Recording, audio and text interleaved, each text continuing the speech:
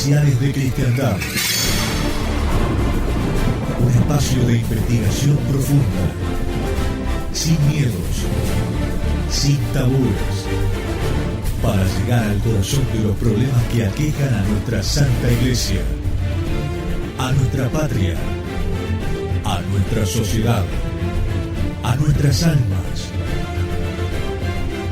Todos los temas a fondo como solo Radio Cristiandad puede mostrarlos.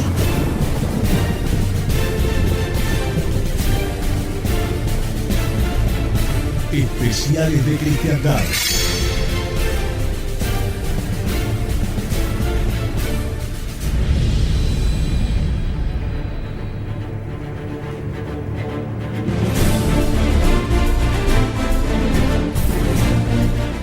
Muy cordial bienvenida para todos los amigos de la verdad, aunque duela, a este nuevo encuentro aquí con los especiales de Radio Cristiandad junto al padre Juan Carlos Seriani, a quien ya le damos los muy buenos días.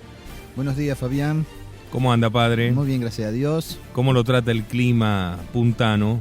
A mí me encanta el frío, así que muy bien. Bueno, hoy estamos con un día bien, con mucha neblina, mucha humedad, frío, pero bueno. Don Luis Ricardo Manzano, bienvenido, ¿cómo le va? Buen día, muchas gracias, bien, muy bien. 4 grados 6 la temperatura hace un ratito, así que vamos. Bastante fresco, sí. Bueno, está bien. Y cuando viene en verano hace calor, justo. Siempre, ¿no? Qué cosa, nunca ¿no? llego a la media estación, ¿no? Bueno, padre, vamos a continuar entonces en esta segunda entrega hablando del misal de San Pío V y el misal de Juan XXIII, el tema propuesto para este especial del mes de mayo y que por supuesto ha concitado la atención de muchas personas, algunos a favor, otros en contra. Obviamente es un tema que es bastante pesado, álgido y sobre el cual se han dicho muchas más cosas de las que se deberían haber dicho a lo largo de este tiempo, ¿no?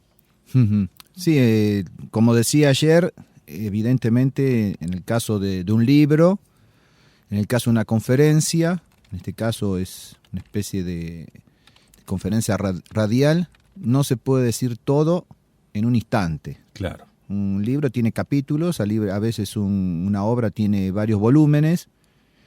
Entonces, ya lo anticipé ayer, que hay que tener paciencia. Entonces se van poniendo los pilares, se van argumentando.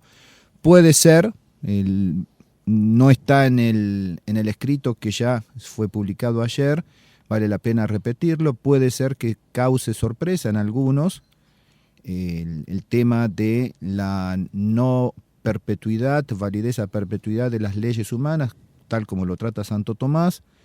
Puede ser que en algunos no hayan recibido esa formación, esa enseñanza. Yo lo aclaré ayer, el trabajo sobre el cual me estoy basando lo confeccioné y lo publiqué el 19 de marzo de 1985, siendo todavía profesor en el seminario de La Reja. Y lo aclaré que la versión latina, la traducción del latín, la versión castellana, pertenecía en aquel entonces profesor de latín del seminario. Las notas, los comentarios los hice yo. Esto data de 1985, o sea, para mí no hay ninguna novedad, no estoy dando algo nuevo que descubrí ayer. O sea, debido a las dificultades que surgieron este mes de mayo, las inquietudes, fue que les propuse de tocar este tema. De todos modos yo ya lo tenía previsto, pero para mucho más adelante, por allá por septiembre, octubre, pensaba tocar este tema. Uh-huh.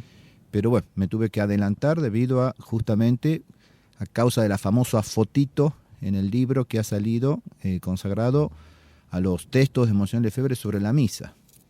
Entonces, de la misma manera que no se puede poner cualquier tipo de foto, hay que explicar también por qué causa sorpresa que se haya puesto esa foto. Y todo derivó de una manera inadecuada, según mi entender, sobre la cuestión del misal de Juan XXIII, desviando o desvirtuando la importancia de esa carátula, de esa portada de ese libro. Pero bueno, por eso nos vimos obligados a tocar ahora la cuestión del misal de Juan XXIII. Y ayer habíamos establecido entonces, después de haber hecho una lectura comentada de la Bula Quo Primum, hemos tocado el tema de la perpetuidad de las leyes humanas, en base a la doctrina de Santo Tomás. Es sobre eso que habría que haber hablado o escrito, eventualmente si después de esa primera parte de conferencia, por ejemplo, suponiendo en un seminario o en una especie de curso, las preguntas pertinentes sobre lo que se habló hasta ese momento. Claro. Eventualmente, bueno, pero padre, ¿usted va a tocar después? Sí, voy a tocar después, pero todavía no lo toqué. Entonces no se pueden hacer comentarios sobre algo que todavía no se habló. Me parece totalmente inadecuado. Aparte es una falta de rigor y una falta de simplemente de sentido común. Opinar y sobre todo hacer condenas sobre algo que todavía no se habló. Yo ya lo preveía, por eso lo anticipé ayer, decir, bueno, la exposición va a tener 3 partes, hay que ir despacio, asentando los principios. Bueno, pero es previsto y estamos viviendo una época en que hay una enfermedad mental. Hay una enfermedad mental. Y eso afecta también a los tradicionales. Falta el rigor, hay una enfermedad mental también espiritual, hay orgullo. Entonces, hay personas que han asentado ya la conclusión, esa conclusión es inamovible y echan manos después de premisas para tratar de justificar o de probar esa conclusión. Exacto. Pero y ahora, esto ha venido en algunos casos, inclusive a partir de sacerdotes también. Sí. No son solamente gente de a pie, digamos, la que esgrime estos argumentos como para tratar de defender o de sostener esta batalla tremenda de preservar la doctrina católica y la misa católica. Se han caído en excesos realmente graves, como por ejemplo el tema de el misal de San Pío V, o mejor dicho, no tanto el misal de San Pío V, sino la bula Quo Primum Tempore, a la que se la ha superexcedido. Yo creo que tratando de demostrar, las palabras son muy fuertes en la bula, no estamos acostumbrados en la actualidad a ese lenguaje aplicado allí, y me parece que por ahí venía la cosa. Entonces, una de las preguntas es, usted está hablando junto con Santo Tomás de la perpetuidad de las leyes humanas. La pregunta en cuestión es, ¿la bula Quo Primum Tempore es una ley humana? Por supuesto. ¿O es una ley divina? No, es una ley humana. Porque algunos la canonizaron definitivamente, aduciendo la infalibilidad papal expresada en esa sentencia, mandamos, etcétera, etcétera, ¿no? Pero ¿qué es lo que se entiende por infalibilidad? Como que obliga... No, infalibilidad quiere decir que no hay error.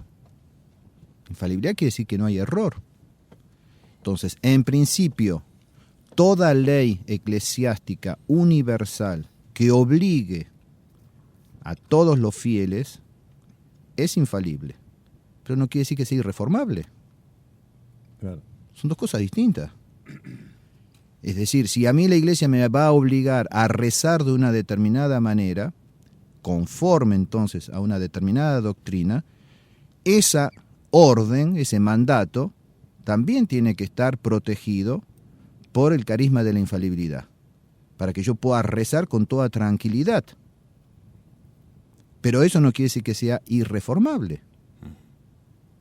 Porque si no, nuestro Señor Jesucristo tendría que habernos Él dejado exactamente la misa de una vez para siempre. Bueno, algunos han aducido esto, inclusive en nuestro blog, en los comentarios, hay alguien que decía, la misa fue inamovible, es exactamente la misma misa que rezaban los apóstoles hasta el año 1962. Y bueno, entonces que me expliquen cómo San Pedro, rezando la misa exactamente como la rezo yo, en el canon pronunciaba el nombre de San Pedro, o de San Lino, el papa que lo sucedió a él, o de San Clemente, el subsiguiente, o de los mártires del siglo II, III. Me parece que hay un error.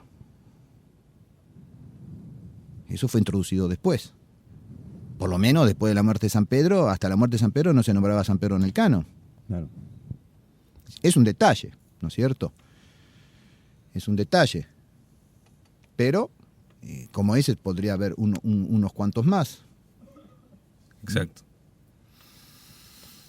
Pero con eso solo, si se afirma a rajatabla los apóstoles rezaron la misa tal como la recibió San Pío V, eso es un error, pero de un niño de jardín de infantes. Hasta un niñito de jardín de infantes podría decir, discúlpeme, no estoy de acuerdo. Porque mire mi misal, dice San Pedro, San Lino, San Clemente, Santa Águeda, Santa Lucía. No me va a decir usted que San Juan rezaba con esos nombres. Y ya se cae completamente por tierra el argumento. Entonces no puedo yo ir a dar una conferencia delante de gente seria, bien formada, y decir esta barrabasada. Entonces eso ni lo contesto. Ni merece mi respuesta. No soy orgulloso, pero no, yo estoy para otra cosa. Entonces la persona que escribió eso, ni le contesto. Descalificado absolutamente. Y para mí tiene que ser 10 años de penitencia antes de volverme a escribir. Está bien. No, pero yo digo, hay sacerdotes, a nosotros nos ha pasado. Ha habido sacerdotes dentro de la fraternidad que venían con esta argumentación. Es un simplismo, si se quiere, una precipitación, si se quiere, una forma, pero dudo mucho que se hubiesen realmente hecho una conferencia. Bueno, pero... Eso es una forma de decir en un sermón o fuera de misa, en una charla, pero dudo mucho de que en un escrito, en un artículo bien establecido, dijeran una cosa tal. No, seguro. No. Si lo ponen frente a determinado público, obran de una manera, ya lo hemos visto. Frente a otro público, obran de otra manera.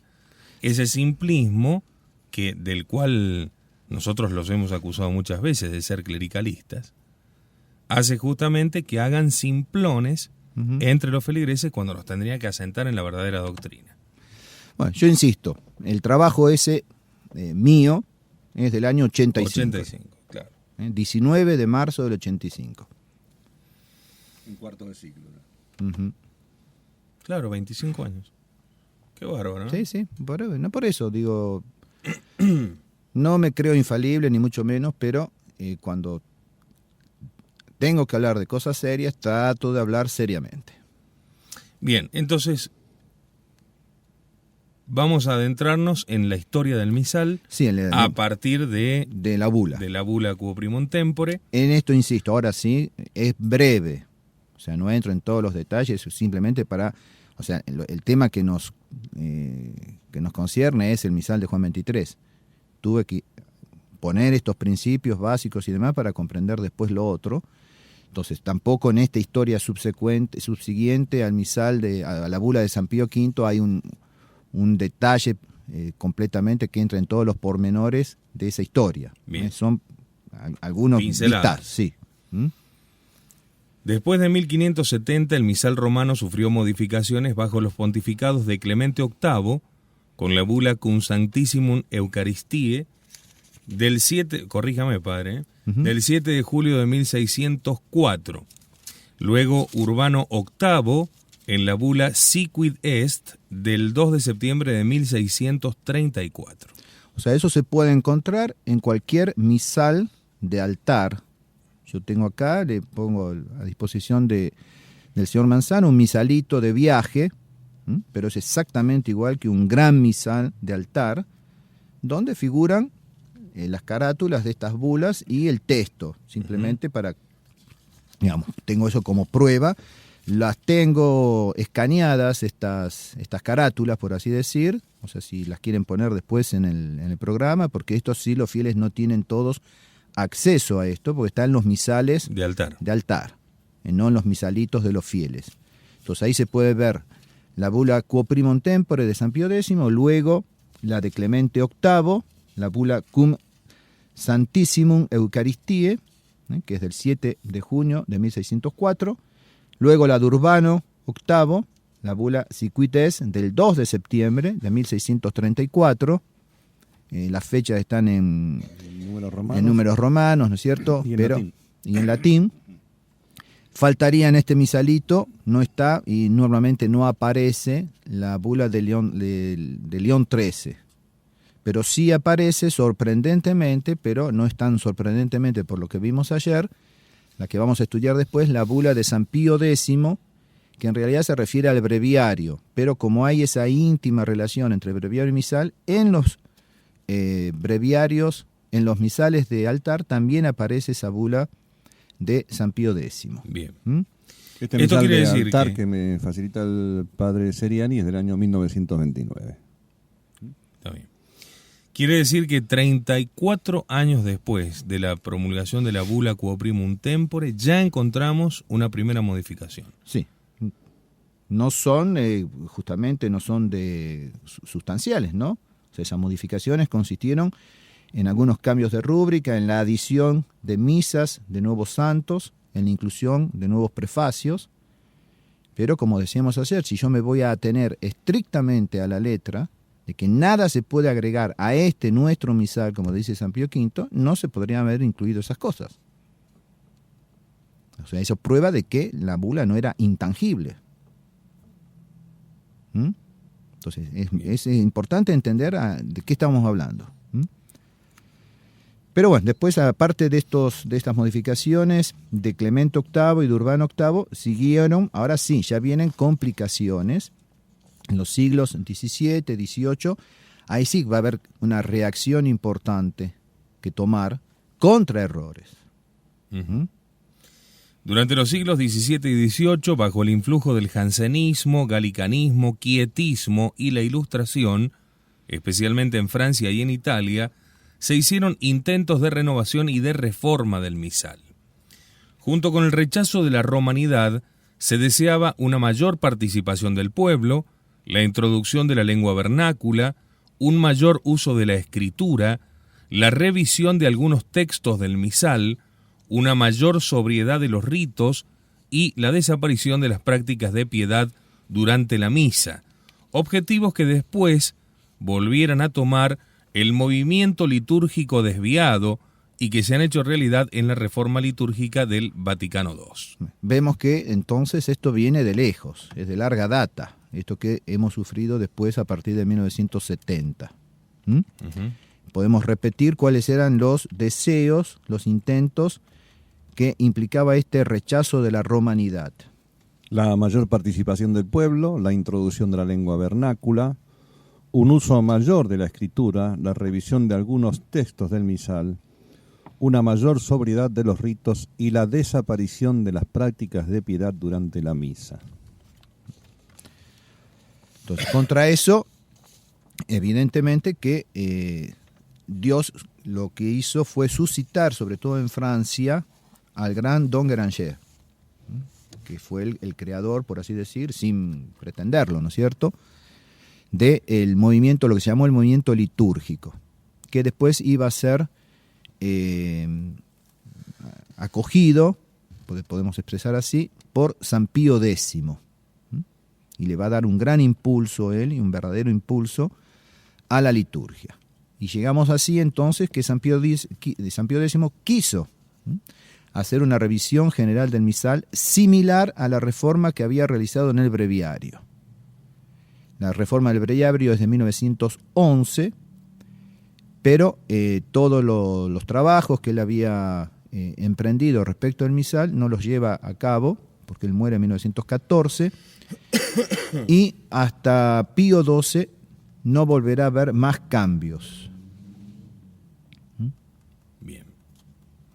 En efecto, sorprendentemente, después de su encíclica Mediator Dei de 1947, el Papa Pío XII instituyó en 1948 una comisión para la reforma litúrgica, en la que figuraba ya un hombre que sería clave en los trabajos preparatorios del Vaticano II en el campo litúrgico y después del concilio en la reforma litúrgica, Aníbal Bugnini. Entonces digo, sorprendentemente, después de la encíclica Mediator Dei del año 47, una encíclica en general, o sea, prácticamente en su totalidad, una muy buena encíclica, pero en la que ya Pío XII hace algunas concesiones, no reacciona con toda la firmeza que tendría que haber reaccionado, pero de todos modos es un parate, en cierto modo, una detención de ciertos impulsos de los modernistas, pero lamentablemente, sorprendentemente, al año siguiente instituye esa comisión para reformar la liturgia y nos encontramos ya en el año 48 a Aníbal Bunini, que 20 años después, en el 68, va a aparecer como el padre de la reforma y de la destrucción, lo que se ha llamado el sepulturero de la misa católica. Mi juicio sobre la encíclica Mediator Dei es exactamente lo mismo que en el año 50, 3 años después, Pío XII va a hacer con Humane Generis, que también va a ser como una recopilación, un nuevo sílabus de los errores modernos, donde sin embargo, o sea, sin nombrarlos, condena a muchos teólogos de nota, sin nombrarlos, y que después, justamente, él no los castiga, no los aparta, y después van a terminar siendo nombrados cardenales de la Iglesia. Y van a ser los verdaderos mentores del Concilio Vaticano II. Los de Lubac, los von Balthasar, los Congar, los Genoux, por supuesto Teilhard de Chardin. No hubo una condena nominal y un apartamiento de estas personas. Pues muy sorprendente, muy misteriosa toda esta historia de los años 30, 40, 50. Nosotros vemos todo esto con la perspectiva que nos da el tiempo y con todas las consecuencias de lo que pasó, entonces nos resulta relativamente fácil hacer este tipo de análisis. Relativamente fácil. Después es bastante misterioso y complicado todo esto. Pero algo pasó. Y vemos las consecuencias. Y está muy bien el análisis porque uno no deja de sorprenderse ante la negativa de la condena nominal, por ejemplo, a gente que ya expresaba tremendas herejías, y el Papa Pío XII no se movió. No. Pero sin embargo sí se movió y condenó por modernista, impuso una sanción como modernista a Roncalli. Uh-huh. O sea que si uno toma en consecuencia eso, tendríamos que decir Roncalli, a posteriori Juan XXIII, era peor modernista que un Chenú, que un Congar, que un Chilibex, que un Ranner. Pero él lo termina nombrando cardenal también. Porque el sucesor de Pío XII es Juan XXIII. ¿Y quién lo nombró cardenal? Bueno, pero ¿la censura fue posterior o anterior? No, fue anterior. Cuando lo manda a Ankara. Es más, no sé si es Pío XII o Pío XI que lo manda a Turquía. Pero en definitiva, quien lo hace cardenal es él, y quien lo nombra nuncio en Francia es él. Y lo mismo con Montini, atención. A Montini, si bien no lo hace cardenal, no lo defenestró. Y tendría que haberlo defenestrado. Lo nombra cardenal, lo nombra arzobispo de Milán sin nombrarlo cardenal, siendo como es una sede cardenalicia, pero no le impide justamente el acceso que va a tener después, vía Juan XXIII. Pero misterioso. Sí, quedémonos en la liturgia por ahora, o sea que estábamos en esa comisión del año 48 en la cual ya participa Bunini. Nada más y nada menos. Esta comisión tuvo 12 años de vida, realizando su tarea en el más absoluto secreto. Frutos de sus trabajos fueron la restauración de la Vigilia Pascual en 1951, la reforma de toda la Semana Santa en 1955 y la publicación del Código de Rúbricas en 1960, esto último ya por mandato de Juan XXIII. Que evidentemente no se hizo en un año, no se hizo desde la muerte de Pío XII hasta el momento de ser publicada. Estos trabajos ya venían siendo realizados desde antes, bajo el pontificado de Pío XII, con o sin la supervisación de... no lo sé. Pero trabajaban bajo el pontificado de Pío XII. Y veamos que se llevan a cabo bajo el pontificado de Pío XII la restauración de la Vigilia Pascual, la reforma de toda la Semana Santa del año 55, Y esos son modificaciones al misal. O sea que, una vez más, probamos que esa bula de San Pío V no era tan intangible como se la quiere hacer aparecer. Salvo que se quiera reducir absolutamente, pero que tampoco es... era la intención que se quiera hacer absolutamente al canon. Está bien.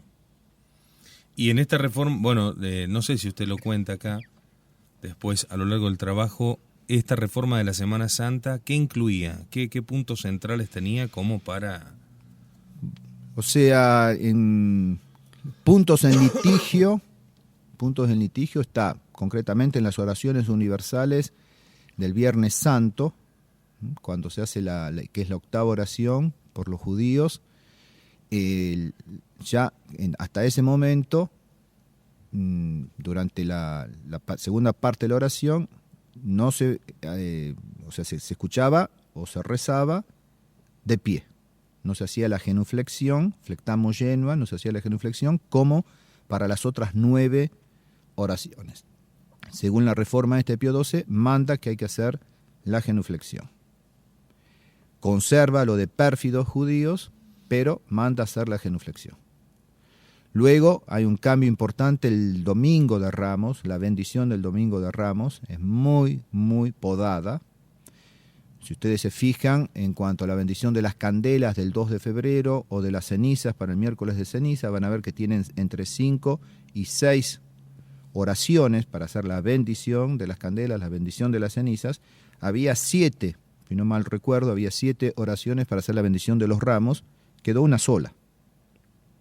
Y antes de esa bendición de los ramos, había una especie de pequeña misa, el esquema, la estructura de una pequeña misa con epístola, evangelio, prefacio. Incluido en eso, entonces a partir del prefacio venía la bendición. Todo eso fue bastante toqueteado, y se suprime muchas de esas rúbricas, de esas ceremonias en la bendición de los ramos. Luego ya aparece, y después va a venir con mucha más claridad en las sucesivas reformas, en las rúbricas posteriores, a partir del año 62, se minimiza bastante la función del sacerdote. Hay un montón de cosas que el sacerdote no está ya obligado a hacer o directamente no tiene que hacer cuando las hace el diácono o el subdiácono, cosa que después va a aparecer muy claramente en las reformas subsiguientes. Por ejemplo, si mientras se canta la epístola o el evangelio, el sacerdote tenía que rezarlo en voz baja. Ya no tiene que hacerlo y, por ejemplo, la epístola la escucha sentado, aunque la cante un lector. En una misa cantada la canta un lector y el sacerdote escucha sentado. O sea, las partes que son cantadas o leídas por otro, él no tiene obligación de hacer. Ya eso se introduce en esta reforma. Después en la bendición del fuego nuevo y del cirio también hay algunas modificaciones de menor cuenta, pero y algunas cosas que son nuevas, no necesariamente malas, pero que son nuevas, que introduce algo nuevo. O sea que podemos hablar de que la mayor cantidad de innovaciones o de cambios vienen ocurridos sobre Pío XII. En cuanto a la Semana Santa, sí.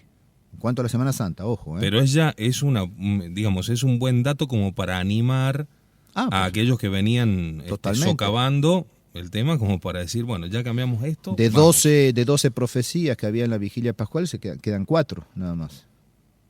Vuelan 8. Con sus correspondientes tractos, que son muy, muy bonitos, muy profundos.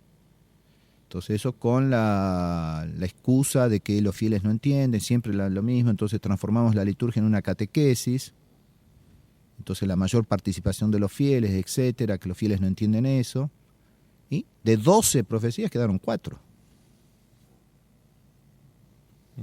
Entonces, yo me acuerdo, yo ni siquiera había nacido, sí, tenía un año apenas cuando se puso en práctica esto, pero me han comentado personas mayores, que en Buenos Aires había religiosas de clausura, no sé si eran carmelitas, clarisas o qué, que cuando salió la reforma de Pío XII de la Semana Santa, rezaban por la conversión de Pío XII. Rezaban por la conversión de Pío XII. A causa de estos A cambios. causa de estos cambios. Y sí, claro. Ahora, Fueron cambios muy importantes. Pero- Dentro de la Semana Santa Sí. fueron... Pero para el tema que nos importa a nosotros, lo más importante es lo que viene ahora. Aquí me preguntan, antes Sí. de seguir, si los colores del Viernes Santo, pasar del negro al rojo, se dieron también en esa reforma. No estoy muy seguro, pero tendría que fijarme, pero no estoy muy seguro. Bueno, Pero evidentemente que hay cambios de colores sí importantes después, que es esa tendencia a hacer desaparecer el negro, que de hecho ha desaparecido completamente. Hoy en día la liturgia del Viernes Santo es toda en rojo. claro. Toda en rojo. Antes era negro y morado.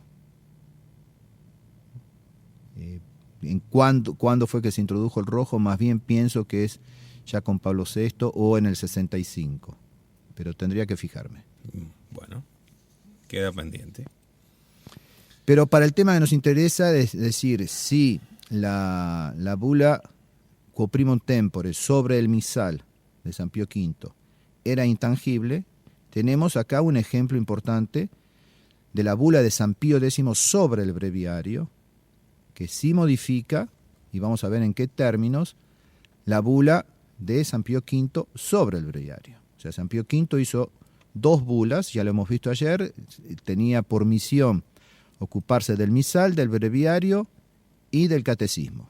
Habiendo hecho todo lo referente al catecismo, lo referente al breviario, ahora me corresponde por la bula Quo Primum Tempore lo referente al misal.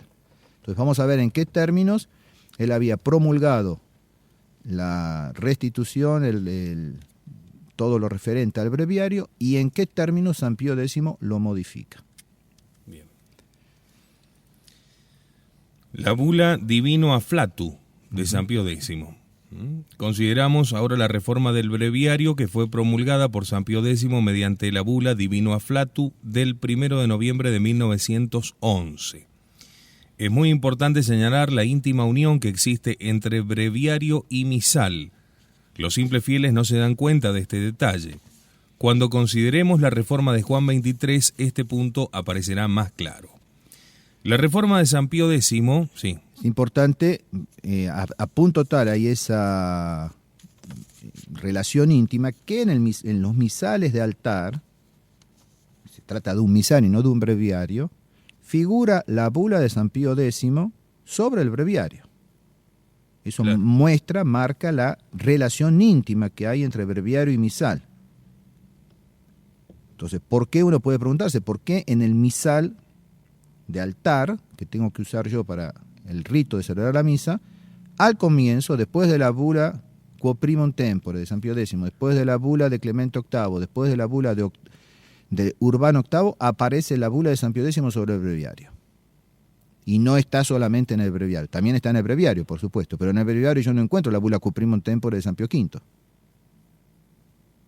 Encuentro la bula de San Pío V sobre el breviario. La bula de San Pío X. Y la de San Pío X sobre el Claro. breviario. Pero no encuentro sobre el misal. En cambio, en el misal encuentro la de San Pío X sobre el breviario. ¿Por qué? Porque las reformas hechas en el breviario afectan también al misal, que tal vez, yo no conozco la historia, eran las que él tenía previsto también sobre el misal, que no lleva a cabo. San Pío X. San Pío X porque muere. Pero estaban las intenciones de reformar el misal. Eso sí, exactamente, sí. Entonces, hecha esa salvedad, podemos seguir. Bien. La reforma de San Pío X trata sobre la revisión del salterio litúrgico, cuya recitación hebdomadaria pretende llevar adelante el Papa. Antaño ha sido establecido, dice el Papa, por los decretos de los romanos pontífices, los cánones de los concilios y las reglas monásticas, que los miembros de uno u otro clero cantarían o recitarían el salterio cada semana. Y esta ley, herencia de nuestros padres, Nuestros predecesores, revisando el breviario romano, la han conservado religiosamente. Por esto todavía hoy, en el curso de cada semana, el salterio debería ser rezado en su integridad, si los cambios ocurridos en el estado de las cosas no impidiesen frecuentemente este rezo. En efecto, en la continuación de los tiempos constantemente se ha incrementado entre los fieles el número de aquellos que la Iglesia, después de su vida mortal, acostumbra a inscribir entre los bienaventurados y propone ante el pueblo cristiano como protectores y modelos. En su honor, los oficios de los santos se multiplicaron poco a poco, a punto que los oficios del domingo y de las ferias casi no se rezaban más, por lo que luego numerosos salmos eran descuidados. ¿Quedó claro algo o tengo que explicar? Me parece que tengo que explicar bastante, ¿no? A ver. No, pregunto, ¿les quedó claro a ustedes? ¿Qué es lo que está en juego? ¿Qué es lo que está, digamos, una especie de lucha, de combate? Sí, claro, la disminución de los salmos, de la recitación de los salmos por la aparición de nuevos santos. ¿Pero y por la qué? repetición ¿Entienden de los eso? ¿Por qué o oficios. no? No se entiende. Entonces, lo que está acá en juego es, por un lado, el temporal con sus fiestas propias del temporal, o sea, Adviento, Navidad, Epifanía, etcétera, Pascua, Pentecostés. El temporal con sus fiestas propias de Navidad y las ferias. Entonces, cuando no hay para festejar la fiesta de un santo, es misa o oficio de la feria. Si hay el santo, entonces ya entra el santoral. Ahora, por el rango que yo le doy a las fiestas del santoral, a veces llega a prevalecer de tal manera que teníamos que tomar, o se tenía que tomar, los salmos del domingo en semana, cuando caía esa fiesta.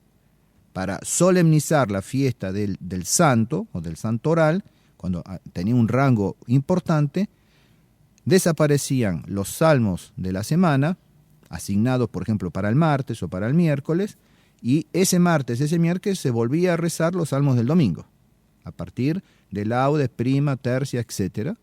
Por lo tanto, los salmos que estaban asignados ese martes, ese miércoles, saltaban. ¿Por qué? Dice San Pío X, es la razón que él da, porque se fueron incorporando fiestas de nuevos santos que tomaban entonces, cuyos salmos tomados del domingo, tomaban el lugar, ocupaban el lugar de los salmos de la semana. Entonces, aparece aquí lo que se llama entre nosotros el conflicto entre el temporal y el santoral, que es el famoso caballito de batalla que va a aparecer después de querer privilegiar el domingo contra los santos, a punto tal que en las reformas actuales los domingos no se hace más prácticamente conmemoración del santo, cuya fiesta se tendría que haber festejado ese domingo, que por caer en domingo queda completamente excluido. O sea que hoy por hoy prevaleció y ganó en ese conflicto el temporal sobre el santoral. Cuando en tiempos de San Pío X, hasta San Pío X, parecería como que el santoral estaba tomando la ventaja sobre el temporal. ¿Queda claro? Ahora sí. Eso ocurría tanto en el rezo del breviario como en las misas. Obviamente.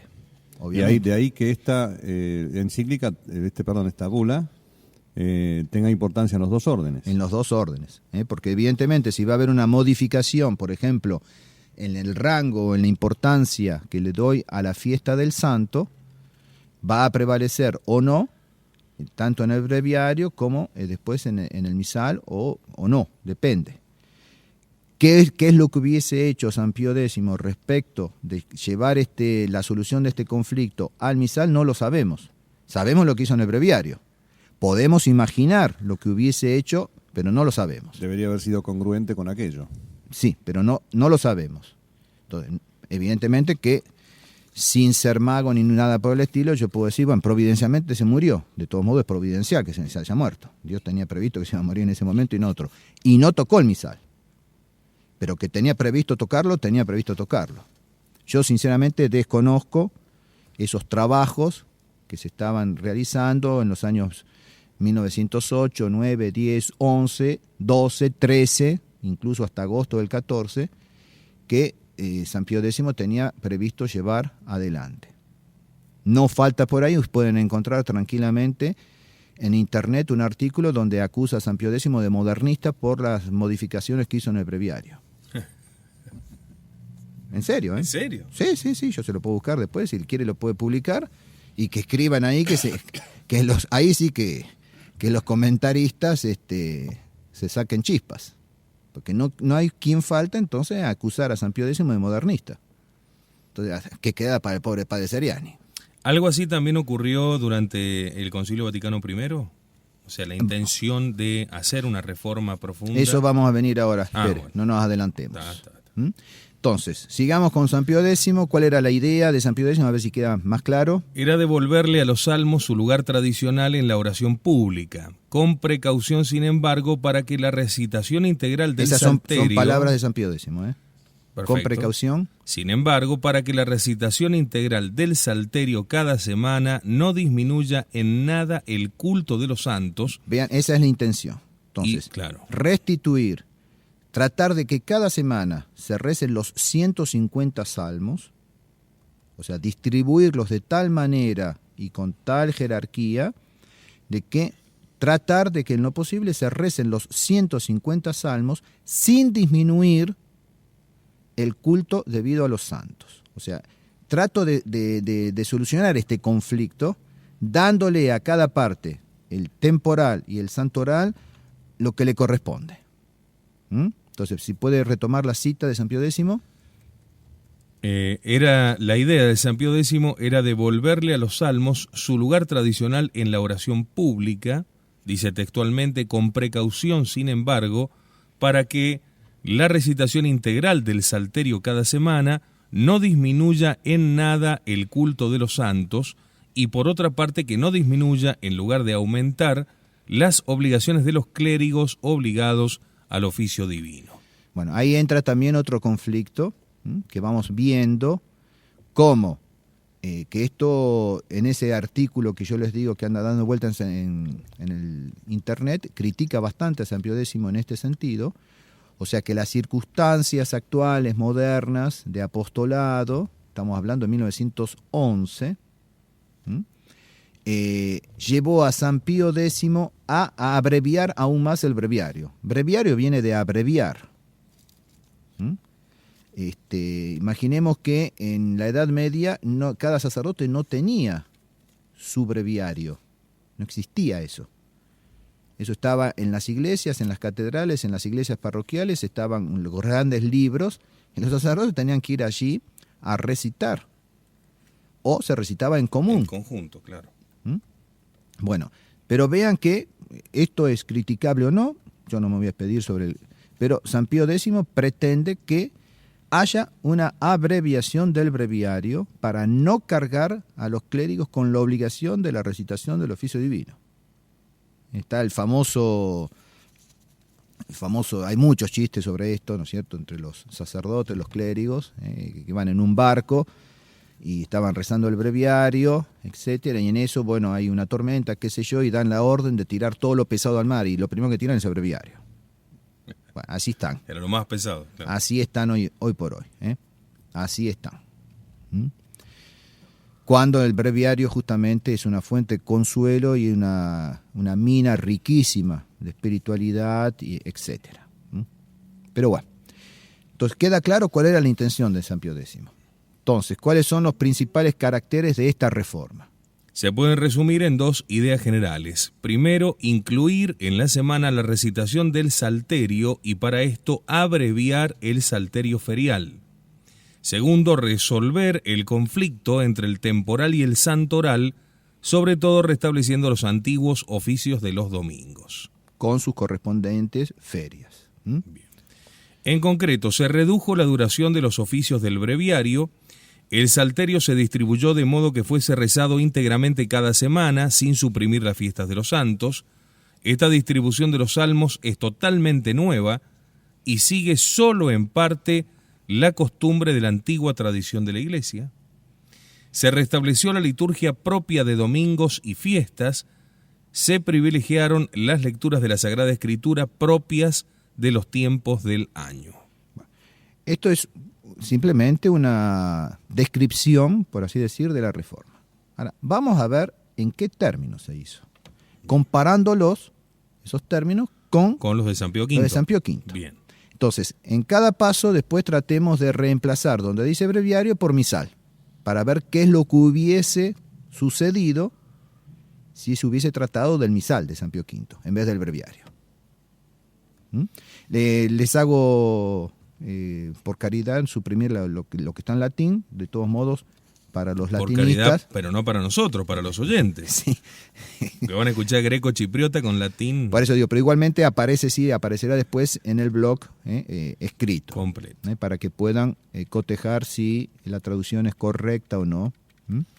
En el tema que estamos estudiando, lo que nos interesa es que en la bula Quod a Nobis, equivalente a la Quo Primum Tempore, San Pío V decía: establecemos que este breviario en ningún tiempo debe ser modificado, sea en su totalidad, sea en parte, y que no debe agregársele ni quitársele nada. Son términos equivalentes. Claro, a lo de la Quo Primum Tempore. A lo de Quo Primum Tempore. Reemplacemos, si se quiere. Establecemos que este misal en ningún tiempo debe ser modificado, sea en su totalidad, sea en parte, y que no debe agregársele ni quitársele nada. Tenemos una frase exactamente igual, palabras más, palabras menos, en la bula Quo Primum Tempore. Bien. Establecemos que todos aquellos que deben decir y salmodiar las horas canónicas estarán desde ahora absolutamente obligados a perpetuidad a decir y salmodiar esas horas según las prescripciones y ordenanzas de este breviario romano. Exactamente lo mismo. Y vean que Inclusive aparece con el a perpetuidad. A perpetuidad. Ahora, ¿qué hace San Pío X? Leamos a San Pío X.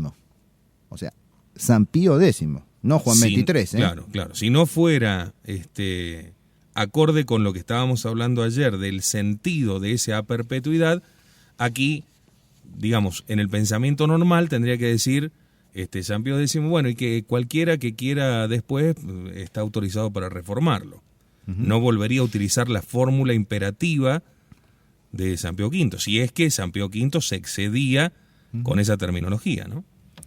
San Pío X en la bula Divino Afflatus dice: por lo cual, por la autoridad de estas letras, abolimos ante todo el orden de los salmos, tal como se encuentra hoy en el breviario romano, y prohibimos su uso.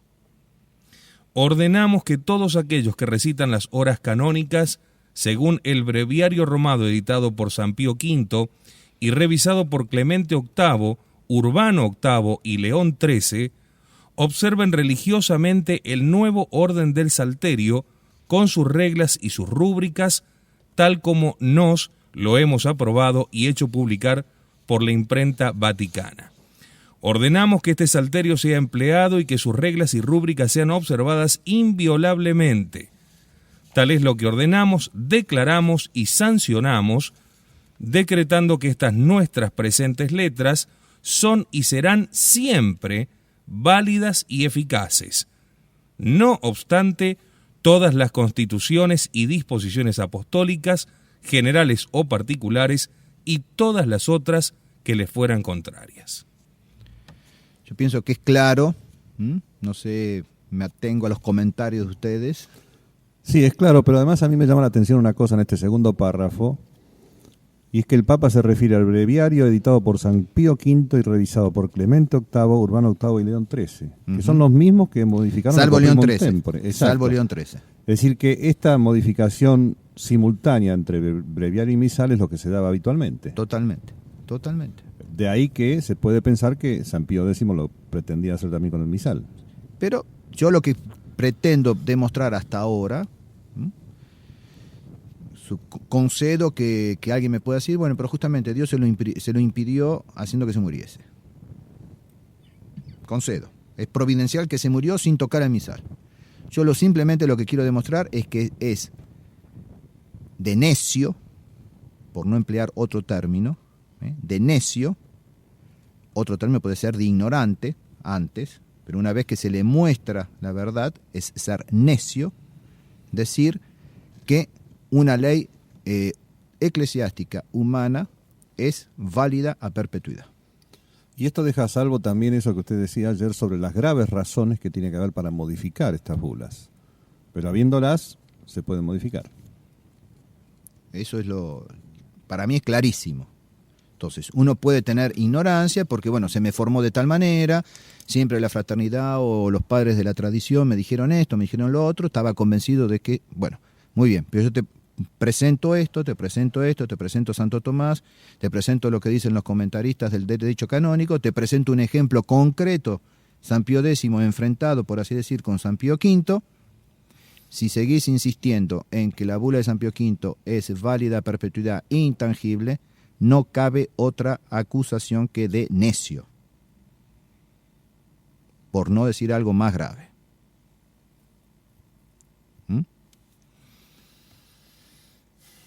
Ahora llegamos, en definitiva, a explicar un poquito más que hubo más cambios. Pero hubo más cambios. Paralelamente a esta bula, varios documentos fueron promulgados en los meses de julio y agosto de 1911. O sea, acuérdense que es del 1 de noviembre de 1911 la bula. Durante los meses de julio y agosto de ese mismo año, antes que salga la bula, ya salieron varios documentos. Estas disposiciones redujeron las fiestas de precepto. Aclaremos antes de dar el número. Disposiciones de San Pío X reduciendo las fiestas de precepto, es decir, con obligación de escuchar misa entera. Precepto de la Iglesia, que uno de los 5 preceptos de la Iglesia, uno está obligado a escuchar misa entera todos los domingos y fiestas de guardar. San Pío X va a reducir el número de esas fiestas de guardar. ¿Cuántas existían en la época de San Pío X? 36. ¿Cuántas quedaron? 8. Tremendo, ¿no? Qué tremendo cambio. Por eso dirán que es modernista. No sé. Eso es el motu propio del 2 de julio de 1911. Supremi Discipline. Y el 23 de octubre de 1913, San Pío X completó la bula del 1 de noviembre de 1911 por el motu proprio Ab Inc. Duos Annos, que modificó el calendario. Es decir, modifica qué fiesta cae, por ejemplo, el 3 de mayo, o el 5 de mayo, o el 25 de diciembre, 25 de octubre, etc. Modifica el calendario. O sea que hay un calendario nuevo, conforme al cual yo tengo que rezar el breviario y la misa. Porque en principio la misa tiene que ser correspondiente al breviario, y no a la inversa. La misa tiene que ser correspondiente al breviario y no a la inversa. Entonces, si hay una modificación en el breviario, en cuanto al calendario, hay una modificación en el misal. Salvo que esté indicado otra cosa, ¿no es cierto? Por supuesto. Entonces, la modificación influye después en lo que hay que festejar, por así decir. Entonces, ninguna fiesta debía permanecer fijada en día domingo, con excepción de 2. La del Santísimo Nombre de Jesús, que cae el domingo entre el 2 de enero o el 6 de enero, salvo que la fiesta de Epifanía, el 6 de enero, caiga en domingo. Entonces, como no puede estar fija en domingo, se la festeja el 2 de enero, que es en realidad el día del Santo Nombre de Jesús. Pero si el domingo queda libre, entre el 2 de enero y el 6 de enero hay un domingo libre, pasa la fiesta al domingo. Y lo mismo la fiesta de la Santísima Trinidad, el domingo que viene, que ocupa el lugar del primer domingo después de Pentecostés. Se agregaron después de San Pío X la fiesta de la Sagrada Familia, eso lo hace Benedicto XV, entonces que es el primer domingo después de Epifanía, y la fiesta de Cristo Rey que hace San Pío XI, atribuyéndole el último domingo de octubre. Entonces quedan 4 fiestas fijas en domingo, hoy por hoy. Pero veamos que la idea era, la prescripción, que ninguna fiesta debía permanecer fija en domingo. Y hubo también una modificación importante respecto de la simplificación de las octavas. Es decir, octava es cuando a lo largo de 8 días sucesivos se festeja una fiesta importante. Después vamos a ver las graves modificaciones que hubo al respecto. Bueno, perfecto. Hasta aquí con San Pío X. Luego de esta pequeña pausa, aprovecha usted para contactarse con nosotros si quiere manifestar algo, si quiere preguntar algo. Este es el momento. A través de cristiandad@msn.com en el Messenger o de radio@cristiandadfm.com a través de correo electrónico. Porque cuando volvamos de la pausa ya nos meteremos con Juan 23. Ya regresamos.